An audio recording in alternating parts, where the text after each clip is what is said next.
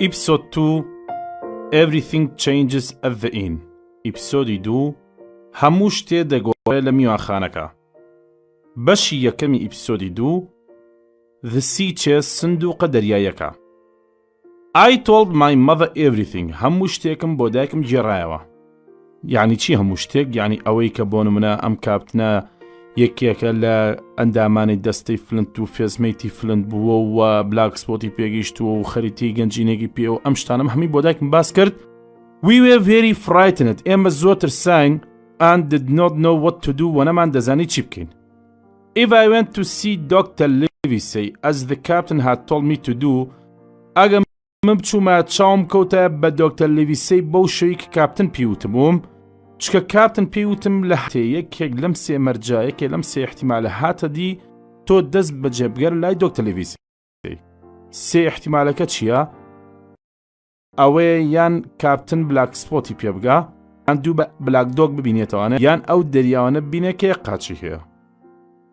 ئێستا یەکێک لەو سیانە هاتۆتە دی، ئەویش ئەوەیە کە بلاک سپۆت بەدەستی کاپتن گەیشتووە. بۆیە جیمۆکن زەڵێ If I went to see Dr. Livesey as the captain had told me to do, ئەگە من بچم چاوم کێ بە دۆکتەر لیڤیسەی بەو شێوەی کاپتن پێیوتبووم، I would have to leave my mother alone. ئەوە دەبوو دایکم بەتەنیا بەجێبێڵم. And his safety was my priority. و سەلامەتی ئەو لە هەرە کارە گرنگەکانی من بوو. On the other hand, لە ڕوویەک ترەوانەیە it also seemed too dangerous for us to stay at the inn. وا دەرەکە و زۆر مەترسیدار بێت بۆ ئێمە کە بمێنینەوە لە میوانخانەکە. At last we decided what we ought to do. لە کۆتاییدا بڕیارماندا کە دەبێت چی بکەین. First we needed to go to the nearest village to get help. یەکەم شت ئەوەیە بچین بۆ نزیکترین گوند بۆ داواکردنی یارمەتی. We must get out of here, said Mother. I agreed. We'll ask for help in the village.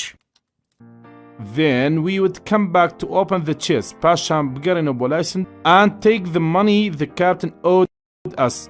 و ئەو پارەیە بەرین کە کاپتن قەرزارمانە before anyone else came for it. پێشەوەی هەر کەسێکتر بێ بۆی. دیارە کاپتن بێن بۆ ئەمایەوانەیە دەی خواردەوانەیە، بەڵام لە پارەدانە خاو خلیش بوو، پارەی نایە بە تەواوەتی، بۆیە کۆڵە پارە قەرزار بوو، ئێستاش مردووە. کەواتە ئەرکی دایکی و جیمۆکنز ئەوەیە کەوا پێکەوە بچن سندوقەکە بکەن و ئەو پارێ بەرن کە قەرزاریانە چکاگەروانەکە کە ساینتریە بۆی. But when we got to the village, no one wanted to return with us to the Alma Bimbo. بەڵام کاتێک کە چوینە گوندەکە، هیچ کەسێ لە خەڵکی گوندەکە نان دەویست بگەڕێنەوە یان نانەتوانی کە بێن لەگەڵمانە، نان دەویست کە بگەڕن لەگەڵمانە بۆ ئالما بیمبۆ. بۆچی هیچ کەسێ ئامادە نەبوو لەگەڵیان بگەڕێتەوە بۆ ئالما بیمبۆ؟ لەبەرەم حاڵەتانە. یەکەم، Some of the men had heard of the terrible Captain Flint. هەندێک لە پیاوەکان بیستی بوویان دەربارەی خراپەکارەکانی کاپتن فلنت. I'm sorry, Mrs. Hawkins, said Mrs. Crossley, the shopkeeper. Captain Flint's men are too dangerous. And others had seen strange men on the road that day. و هەندێک تریان خەڵکی غەریبە، پیاوی غەریبە و ناوان ئەو ڕۆژە بینی بوو لەسەر ڕێگاکە. ئەمە هۆکاری دووەم. هۆکاری سێم چییە؟ as well as a ship in a nearby bay و هەروەها کەشتێک لە نزیکی نۆکەندەکە. بەهۆی ئەم سێ خاڵەوە they were all too frightened to leave their houses. هەمویان زۆرە ترسان کەوا ماڵەکانیان بەجێ بێڵن. We decided to go back to the inn alone to carry out our plan. بۆیە ئێمە بڕیارماندا کە بەتەنیا بگەڕینەوە بۆ میوانخانەکە و پلانەکەمان جێبەجێکەین. بەڵام لەم کاتەدا دوو کەس هاوکاری خۆیان پێشش کردین. چیە و کێیە؟ One man gave me a gun in case we were attacked. پیاوێک چەکێک سیلاحێکی پێدام وتی لە هەر حاڵەتەکە ئەگەر هێرش کرا سەرمان با پێمان بێ بۆ خۆمان باشترە. ئەمە کەواتەیەکی لەوانە پیاوێک کە ئەم هاوکاری پێششکردن. دووەم کەس چیە بوو؟ And the boy said he would ride to the doctor's house to get help. بۆ کوڕێکیش وتی منیش بە سواری ئەسپەکەم دەچم بۆ ماڵی دکتۆر لیڤیسەی، پێی دەڵام کە بێ بەهاناتان و بە یارمەتی دامتا. I'll ride to the doctors for help, One lad volunteered. Another villager handed me a loaded pistol. In case you're attacked, he said. When we arrived back at the inn, کاتێک کە گەیشتنەوە میوانخانەکە، چی ڕوویابوو؟ Nothing had changed. هیچ شتێ نەگۆڕابوو. We locked the door. دەرگاکەمان قفڵ کرد. lit a candle مۆمێکمان هەڵکرد and holding each other's hands و دەستی یەکمان گرواتە لەگەڵ دایکم دەستی یەکمان گرت we walked into the room where the captain lay چوینە ئەو ژوورەی کە کاپتن تایە پاڵکەوتبوو خەوتبوو نەخێر مردبوو کاپتن ئێستا مردووە بەڵام لاشەکەی لە ناو میوانخانەی ئەڵما بین بووایە ئەوە جیم واکنز لەگەڵ دایکی گەڕانەوە بۆ ناو میوانخانەکە بزانیت چی ڕۆیە دواتر I went down on my knees من کەوتمە سەر ئەژنۆکانم on the floor near the dead man's hand لەسەر زەویە کە لە نزیکی دەستی پیاوە مردووەکە چی هەبوو was a small round black piece of paper پارچێ وەرەقەی ڕەشی بچووکی خردانرابوو هەبوو کامە چی بوو the black spot خاڵە ڕەشەکان پەڵە ڕەشەکە بوو I knelt down next to the captain, and close to his hand was a paper that was blackened on one side. This must be the black spot. I picked it up هەڵم گرتەوانەیە written on one side where the words لەسەر لایەکی ئەم وشانە نووسابوو چی نووسابوو you have till 10 tonight تۆ تا سەعات دەی ئەمشەو You have until 10 tonight. Luckily for us it was still only 6 o'clock خۆشبەختانە بۆ ئێمە هێشتا سەعات 6 بوو واتە 4 سەعات کاتمان لەبەردەستا مابوو I anxiously looked in his pockets بە قەلەقی و شپرزیەکە و گرفانەکانی گەڕام بۆچی for the key to the chest بۆ دۆزینەوەی کلیدی سندوقەکە but I found nothing بەڵام هیچم نەدۆزیەوە Then finally I saw it on a piece of string around his neck پاشان بینیم بە زنجیرێکەوە لە ملیدا I cut the string زنجیرەکەم قرتان and we went quickly upstairs to find the chest و بۆ خێرای کە توانیمان لە قادرمەکان چوینە سەرەوە دۆزینەوەی سندوقەکە ئێستا سندوقەکەمان لەبەردەستایە بزای مواسەفاتی ئەم سندوقە چۆنە It was old and well used like any other seller's chest سندوقێکی کۆنی باش بەکارهاتوو بوو وەکو سندوقی هەر دەریاوانێکی تر and it had the letter B Bennett on it و لەسەری PTB بە سووتان لەسەری هەڵکوڕرابوو give the key کلەکەم دەرێ شێوتی said my mother دایکم وتی and although the log was difficult to open هەرچەندە قفڵەکە قورس بۆکنەوە she turned it دایکم لە ناویە بایدا and opened the lid in a moment لە ماوەیەکی کەمە توانی سەری سندوقەکە بەرز کاتەوانە Give me the key. Said Mother, and after a few tries, she turned the stiff lock and opened the lid. بزاین لە ناو سندوقەکە چی تێدایە At the top there was a carefully folded suit لە بەشی سەروی سندوقەکە قاتێکی چاکت و پانتۆڵی جوان ئۆتوکرای جوان قەتکراو لە بەشی سەرەوەی بوو Under that لە ژێریەوە There were too many things to count زۆر شتیا بوو کە بیژمێری Some pistols هەندێک دەماچە a large piece of silver پارچەی گەورە زی و an old Spanish watch سەعاتێکی ئیسپانی کۆن At the very bottom of the chest lay a pocket covered in cloth لە بەشی زۆر ژێرەوەی سنووقەکە پاکەتێک تیا بوو کە بە قماشە داپۆشرا بوو and a heavy bag that held gold coins و جانتای قورس کە پڕ بوو لە پارەی ئاڵتوونی Impatiently, Mother pulled out an old sea cloak, and underneath was a small bundle of papers and a canvas bag of coins that jingled like gold. Let's take what he owed us دەیبە ئەوە بەرین کە قەرزارمانە said my mother دایکموتی and not a penny more و نابێ یەک فلە زیاتر بەرین and she began to count out the coins و دایکم دەست کرد بە بژاردن و حسابکردنی پارەکان بەڵام حسابکردنی ئەم پارانە چۆن بوو It was a long difficult job کارێکی دوور و درێژ و قورس و زەحمەت بوو بۆ because the coins were all of different countries and sizes چکە پارەکان هیچ چەند وڵاتێکی جیاواز و پارەشیان جیاواز بوو When we had count out about half of our money کاتێک کە ئێمە تەقریبی نیوەی پارەکەمان حساب کرد I suddenly heard the tapping of the blind man's stick on the road تووپڕ گوێم لە تەپەتەپی گۆچانی کابرا کوێرە بوو لەسەر ڕێگاکە کەسە پیاوە نابیناکە گوێمان لە سەوتی ئەو بوو We sat holding our breath هەناسەمان لە خۆمان گرت Then the stick banged on the window پاشان کابرا نابیناکە پیاوە کوێرەکە دوو شتی کرد هاتە لای دەرگای میوانخانەکەیەکەم چی کرد بە گۆچانەکە یەک زرمەی هەستن لە دەرگای میوانخانەکە and we heard the handle being turned و پاشان گوێمان لێبوو دەسکی دەرگاکە بادرا. طبعا دیارە قفڵان کردوە پێشتر. Listen. I whispered. The sound drew nearer and nearer, and we held our breath as the bolt rattled on the door. That horrible man is trying to get in. And then silence و پاشان بێدەنگی. At last the tapping started again. ئەم جارە دووبارە تەپەتەپەکە دەست پێ کردەوانە. But this time it became quieter and quieter. بەڵام ئەم جارە هێمنتر و هێمنتر بوو as the man walked away کاتێک کە پیاوەکە دیار بوو لەوێ ئەڕۆیشت و لەوێ نەئەما. Not long after that, زۆر پاش ئەونا we heard a whistle blew far up on the hill. گوێمان لە سەوتی فیکێ بوو لە دوورەوە لەسەر گردەکە. That was enough for us. ئەمە بەسە بۆ ئێمە. I haven't counted enough to pay his bill. من پارەی تەواو حساب نەکرد حەقی وەستەکانی. But I will take what I have. بەڵام چیمان پێیە ئەوە دەبین و بەزیابێ. She said دایکموتی jumping to her feet هەستا سەر پیەکانی. And I will take this instead of the rest of the money. کاتە منیش ئەمە دەبەم لە بری پاژمای پارەکە. کێوتی جیمۆکزەڵێ I said خۆموتم picking up the pocket covered in cloth ئەو پاکەتەم هەڵگرت کە بە قماشکەدا پۆشتا بوو. We went as quickly as we could down the dark stairs and out onto the road. و بۆ خێرەیە کە توانیمان لە قادمە تاریکان هاتینە خوارەوە چوونە سەر ڕێگاکە چوونە دەرەوە بۆ سەر ڕێگاکە. We were on our way back to the village. ئێمە لە سەر ڕێگاکەمە بین بەرەو گەڕانەوەمان بۆ گوندەکە. When we heard the sound of someone running کاتێک کە گوێمان لێبوو لە دەنگی کەسێ ڕایە کرد.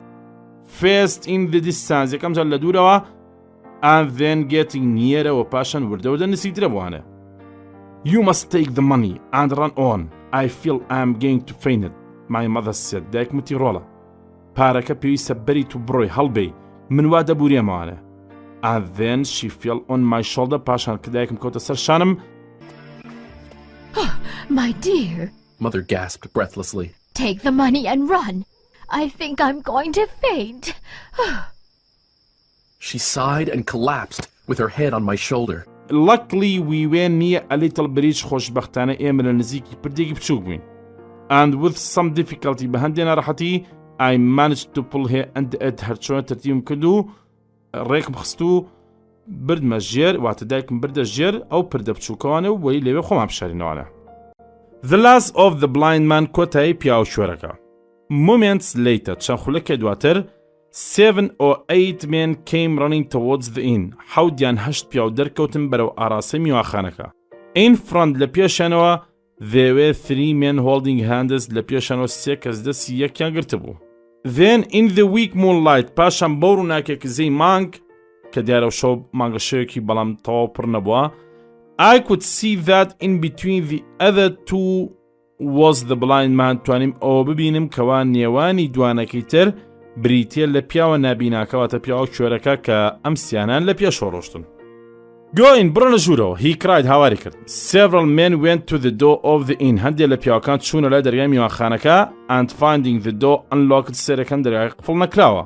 واتە کاتێک حەوت هەشت پیاوەکە هاتن دەرگاکە لۆکت بوو بە سەرکردایەتی پیاوە کوێرەکە بەڵام ئێستا بڵێن ئەمە کاتێک کە حەوت هەشتەکە هاتن پێکەوە دەرگاکە قفڵ نەکراوە بوو واتە کراوە بوو بەڵام کاتێک کە دواتر باسیەکەن ڕوونیەکەینەوانەیە کە پیاوە نابیناکە خۆی بەتەنیا هاو دەرگاکە قفڵ کراوە بوو.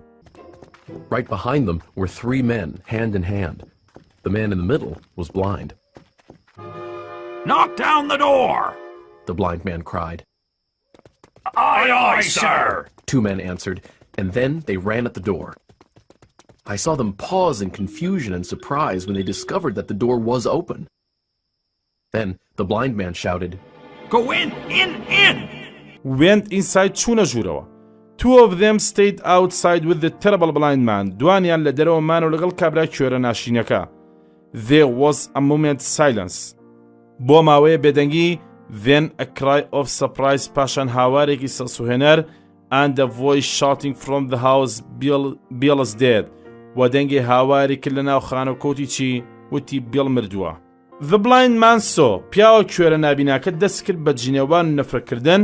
Look in his pockets. گیرفانەکانی بگەڕێن. Then find the chest. پاشان سنووەکە بدۆزنەوە. He cried هاواری کرد.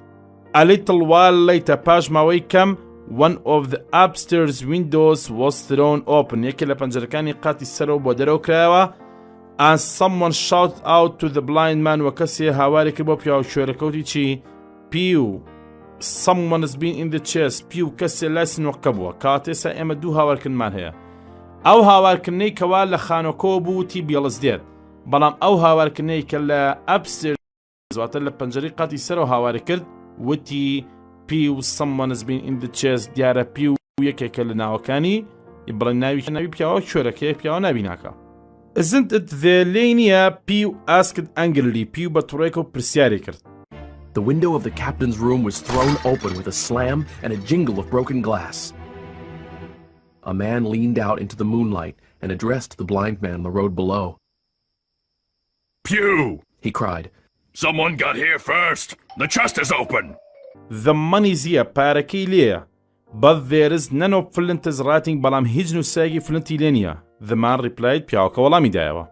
It is these people of the inn. ئەوە کەسەکانی ئەم میواخانەیە بوون. It is that boy. ئەوە ئەو کوڕە بووە. Why didn't I take his eyes out? چۆن بۆ چاوم لە سەی نەبووە؟ Cried the blind man Pew. ئەمە پیاو کوێرەکە هاوارێکی کە ناوی پیو بوو. They were here earlier. ئەوان زووتر لێرە بوون. The door was locked when I came. دەرگاکە قفڵ کرا بوو کاتێک کە من هاتم. کاتێ ئێستا ئەلێرە پێچانەی ئەنلۆکدمان هەیە. لۆک دواتە قفڵ کراوە بەڵام ئەنلۆکە دواتە قفڵ نەکراوە. Go and find them. بڕۆن و بیاندۆزنەوە. Just then came the whistle we had heard before. ڕێک پاشەوە گوێمان لە فیکێ بوو کە پێشی گوێمان لێ بوو and it came from the direction of the village کە هاو بە ئاڕاستەی گوندەکەوە. The whistle that had frightened my mother and me earlier sounded 2 times. Dex blown the whistle again. Dex دووبارە فیکەی لێدایەوە. Said one of the menێکە لە پیاوەکان وتی. That means he's seen someone coming. مانای وایە ئەو کەسێکی بینیەوە بەرەو ئێرە دێ. Let's leave دەی با بڕۆین و هەڵبین. There's the signal, a man said. That means the law is coming. Let's go. کەواتە بزانە لێرە. ئەو کەسەی کە فیکەی لێدا تەمان دووجار فیکەی لێیە جاری یەکەم کە لە ئیپیسۆدی 2 بەش یەکەم باسمان کرد ئەم فیکە لێ دێرە جارە بزانە ناوی دێرکە. دێک جاری یەکەم کە فیکەی لێداوە یعنی شوێنەکە چۆڵ ئادی هێرش بەرە سەر میواخانەی ئادما بین بۆ بەڵام ئێستا ئەمە جاری دووەمە کە فیکەی لێدایەوە ئەگەر پێت بڵێ سێگەند وسڵ ماناکەی چی بووە؟ That means he's seen someone coming. مانای وایە کەسێکی بینیەوە بەرەو ئێرە دێ. ئەوە مانای فیکەی دووهەمە. Keep looking. ڕاوەسن. Pew shouted angrily. Pew بە تووڕێکەوە هاواری کرد. The boy and his mother can't be far away. کوڕەکە و دایکی زۆر دوور نین لێرە. We almost have it. ئێمە زۆر نزیکین لێهانەوە. And you want to run away وێستا ئێواتانەیە هەڵبێن. You'll be as rich as kings if we find it. ئێوە هەروەکو پاشاکان دەوڵەمەند دەبن ئەگەر ئێمە ئەوان بدۆزینەوەنە. هانگت پیو ڕاستە پیو. Why don't we go بۆ نەڕۆین؟ We have got the bag of money. ئەوە تا یەک جانتا پارەمان پێ. سێ دووان یەکیان وتی. Pew started trying to hit the man with a stick. Pew بە گۆچانەکەی دەستی کرد بە هەوڵیدا لە پیاوەکان بە. As the fight went on کاتێک کە شەڕەکە بەردەوام بوو. Forget it, Pew. We've got the money, grumbled one man. The boy and his parents might have hid the papers, Another said. Take the money, Pew, and don't stand here squawking. Pew struck blindly at his men right and left, with his stick, hitting a few of them.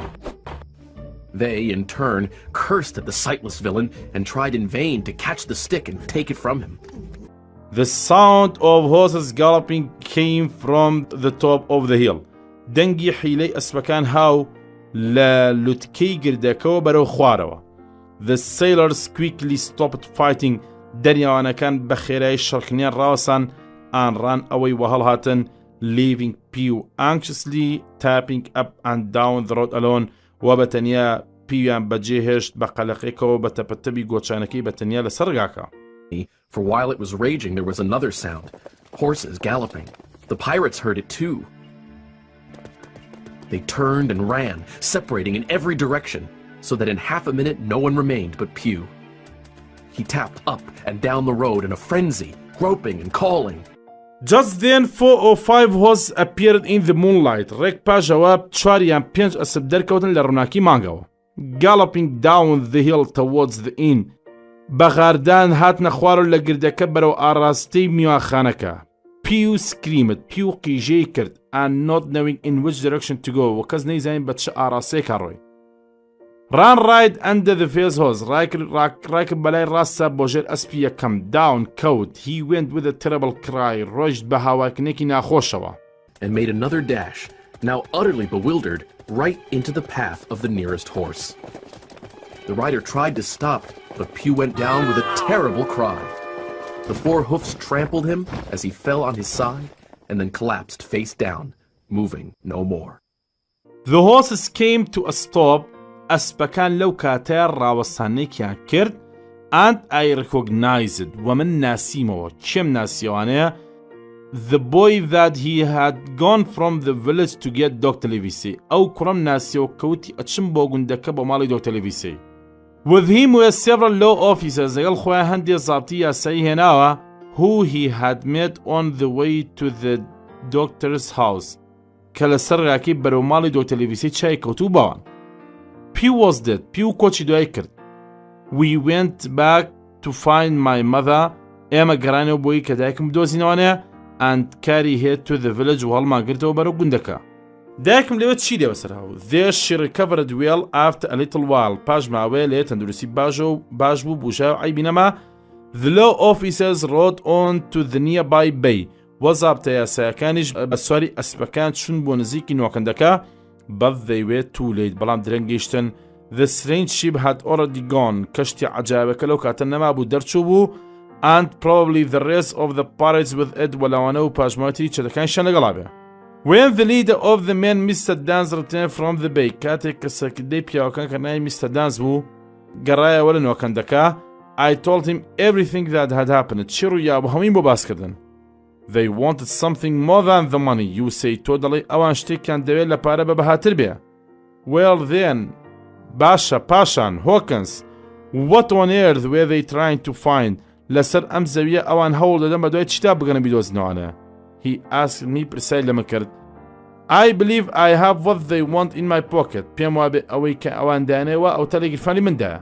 I replied وەڵام مایەوە and I would like to get it to Dr. Livesey و ئەمیز ئەمە بەرم بۆ Dr. Livesey بۆچی بیەمە دەست Dr. Livesey so that it will be safe چکە لای ئەو سەلامەت دەبێ. Of course بۆی بەدڵنەوە کوڕە.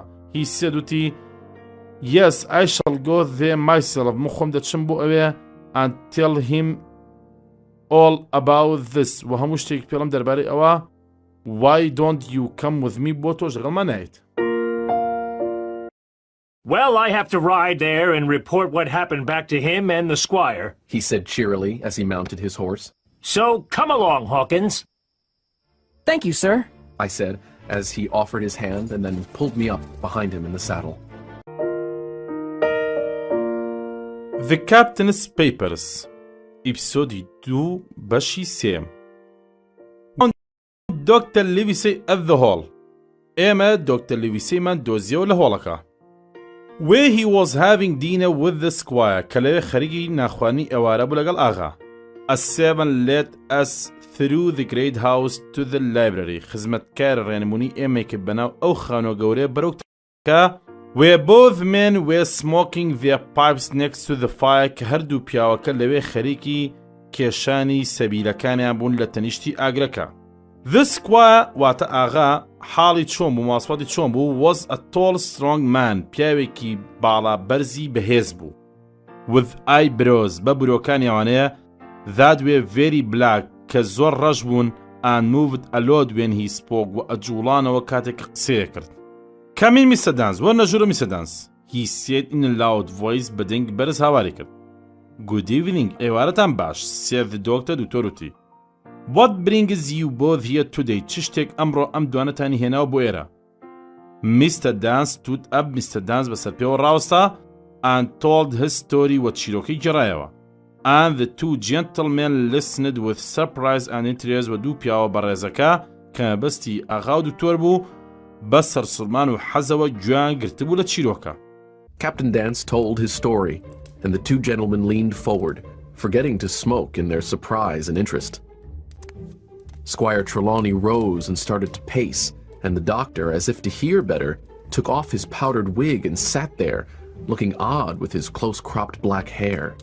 And so Jim كاتبم شو Jim said the doctor دوتوروتي when Mr. Dance had finished كاتك Mr. Dance أخسقين طوابو You have the thing they wanted كاتتو أوشتت بيك أوان دانوت هي اتسي فرمو متى قورم I said to him and give it to him PM da He held it for a moment بوماوي بدا سيويقرد and then put it carefully in his pocket باشان بورياكو خسيقي فانيو Squire he said to Aga Mr. Dance will go home Mr. Dance that شتو مالو But I think Hawkins should stay at my house tonight بلان بيوم بهوكنز I'm sure لمالي إيما دمينة توانيا and we should give him dinner وبيويس ناني إواري بيبدين and so بو شوية I ate a wonderful dinner من نانيكي إواري زور خوشم خوار at the hall لهولكا while we talked كاتك قسم عندك I have heard of this man Flint من بيستوما درباري أو بياوا كناي فلنتا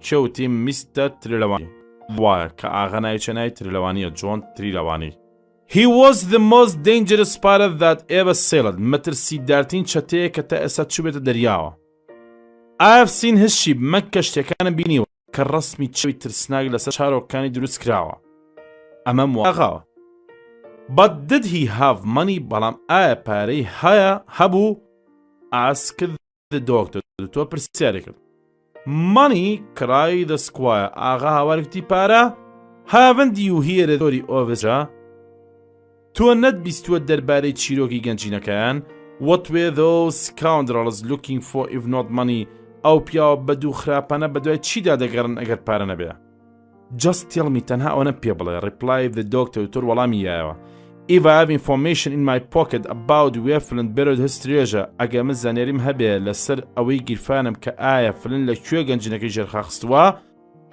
What does that mean we should do ئەوە مانای وایە ئێمە دەبێت چی بکەین What does it mean? چی مانای چییە؟ cried the squire ئاغا هاواری کرد If we have the information you are talking about ئەگەر ئێمە زانێریمان هەبێ لەسەری کە تۆ دوێ دەربارەی It means that ئەوە مانای وایە کەوا I'll go to Bristol من دەبێت بچم بۆ Bristol and buy a ship بۆ کەشتیە بکڕم and we will find that treasure if we have to spend a year looking for it و پێویستە ئەو گەنجینە بدۆزینەوە ئەگەر تەنها ساڵێکشمان سەرف کردبێ لە بەدوادەگەڕانی ئەو گەنجینەیە Very well said the doctor دکتۆر وتی and put the packet on the table in front of him پاشان پاکەتەکەی خستە سەر مێزگە بۆ بەردەمی خۆی Now then if Jim agrees ئێستا ئەگەر جیمەگیان ڕازی بێ I'll open the packet من پاکەتەکە دەکەمەوە and he started to open the clothes that covered it پاشان دەستی کرد بەلابردنی ئەو قماشەی کەوا پاکەتەکەی پێدا پۆشرا بوو Inside were two things لە ناویدا دوو شت هەبوو A book and a roll of paper تێبێک و وەرەقەیەکی پێچراو تێبەکە چی بوو The book was full of names, numbers and dates کتێبەکە پڕ بوو لە ناو ژمارە و بەروار This is Bill Bones account book ئەمە دەفتەری حساباتەکەی بیڵی بۆنزە cried the squire ئاغا هاواری کرد The names are the ships that he sank ناوەکە ناوی ئەو کەشتیانەی کە نوقمی کردووە and the numbers show the money he took from them و ژمارەکەش بڕی ئەو پارەیە کە لێوی دەستیان کەوتووە The doctor carefully opened the rolled up paper دکتۆر بە وریاییەکە و وەرەقە پێچراوکەی کردەوانە چی بوو and we saw a map of an island و خەریتەی دورگەیەکمان تیابینی Complete with latitude and longitude بە تەواتی هێڵی پانی و درێژی لەسەر بوو Names of hills and bays ناوی گردەکان و نۆکەندەکان A large hill in the center named the Spyglass گردێکی گەورە لە ناوەڕاستیدا کە ناوی Spyglass بوو And every detail that a captain would need to bring a ship in safely و هەموو وردەکارەی تر کە کاپتنە پێویستی پێێتی بۆی کەوا کەشتێک بە سەلامەتی بەرێ بۆی There were 3 red crosses لەسەری 3 زەربی سوور کرابوو One was in the southwest یەکیان لە باشوور ڕۆژئاوا and had these words next to it و ئەم وشانە لە تەنیشتە نووسابوو واتە لە تەنیشتی زەربی سووری یەکەم کە لە southwest بوو لە باشوور ڕۆژئاوا بوو نووسابوو bulk of treasure هیە زۆرینەی گەنجینەکەوە تا لێرە The second red cross showed where some silver was buried. دوهم ضربی سوور پیشانی دەدا لەکوێ هەندێک زی و ژێرخا خراوە. And the third some weapons و سێمیشان هەندێک چەک و سیلاح. There were detailed notes and instructions on the back of the map. و هەندێک ورتێبینی ورد و ڕێنماییتر لە پشتی خەریتەکە نووسابوو. I did not understand the map. من لەو خەریتەیە تێنەدەگەیشتم. But the squire and Dr. Livesey were very excited. بەڵام ئاغا و دکتۆر زۆر بە حەزەوە سەیریان دەکرد. یان با بڵێن زۆر بە حەزەوە بوون بۆی. By tomorrow evening, I shall be in Bristol. هەر سبەی ئێوارە من لە شاری بریسل دەبم. Said the squire. ئەمە ئاغاوتی. Then in 3 weeks' time, پاشان لە ماوەی 3 هەفتەدا, we will be sailing the best ship سەیە. ئێمە باشترین کەشتی لێ دەخورین گەورم. With the most efficient crew in England. بەلێ هاتووترین دەستە و تاقمی دەریاوانی لە ئینگلتەرا. ئەنجا ئیشەکان تەوزی داکا. Hawkins, you'll be a cabin boy. Jim Hawkins, تۆ دەبی بە چاودێری کابینەکان. And you Livesey, و تۆش Dr. Livesey, ئەبی بە چی؟ The ship's doctor, دکتۆری کەشتێکە. I'll be the admiral, خۆشم دەبم بە ئەفسەری گەورە و کەسی یەکەمی کەشتێکە. We will take my men. من پیاوەکانی خۆم لەگەڵ خۆم دەبم. کەکشێن رودرێث، جۆیس and هەنتە تو. دیارە ئەمەسیان لە پیاوە گرینکانی ئاغا تۆم رودرێث، جۆیس، هەنتە کە دواتر دانا بەدانی ئەمانە لە یونتەکانی داهاتوە ئەناسێنین و دیارە هەرسێکیشان لە ئەپسۆدی 6 کۆچی دوایەکەنەوە ئەمرن. We'll have the best ship and crew in England, and Hawkins will be our cabin boy. Livesey will be ship's doctor, I'll be the admiral, and we'll take my men Tom Redruth, Richard Joyce, and John Hunter. We will have good winds. ئێمە ئاو هەواکی خۆشمان دەبێ. A quick voyage, گەشتێکی دەریایی خێرا, and no difficulty at all in finding the treasure. و هیچ قورسی و زەحمەتی و ناڕەحەتێکمان توش نابێت لە دۆزنەوەی گەنجینەکە. And more money than we can imagine. و پارەیەکی لەوە زیاتر کە خۆمان خەیاڵی دەکەین. تریوانی, said the doctor. دکتۆرتی ئاغا جۆن تریوانی. I will go with you. من لەگەڵت دێم. And I think Jim will too. پێم وابێت جیمیش دێ. But there is only one man I am afraid of. بەڵام یەک پیاو هەیە کە من لێی تۆقی و من لێی دەترسم. And who's that? ئەوە کێیە؟ Asked the squire with a troubled look on his face. ئەمە ئاغا پرسیارێکە بە سەیەکنێکی ترسناک لەسەر دەموچاوی. You, replied the doctor. دکتۆرتی تۆ. بۆ? Because you can't keep a secret. چکە تۆ دەمە شڕ و نیهێنی ناپارێزی. We are not the only men who know about this document. ئێمە تاکە کەسێ نین بزانین دەربارەی ئەم بەڵگەنامەیە.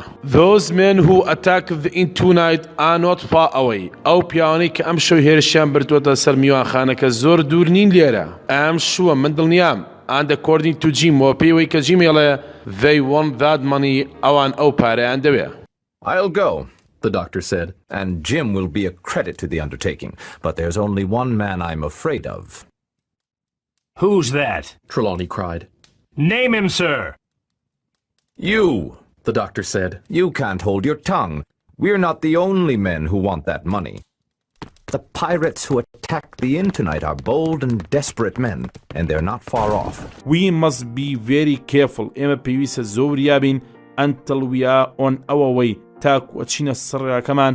And we must not say a word about this map to anyone. و نابێت تەنانەت یەک گوشەش دەربارەی ئەم خەریتەیە بە هیچ کەسێ بڵێین. Livesey, replied the squire. ئاغا وەڵامی داوتی Dr. Livesey. You have a point. تۆیە خاڵت دوت. ئەوی چییە؟ I'll be as silent as the grave. من هەر وەکو گۆڕێ بێدەنگ بم فزە لە دەم نێتە دەرەوانە. We must not breathe a word of what we found.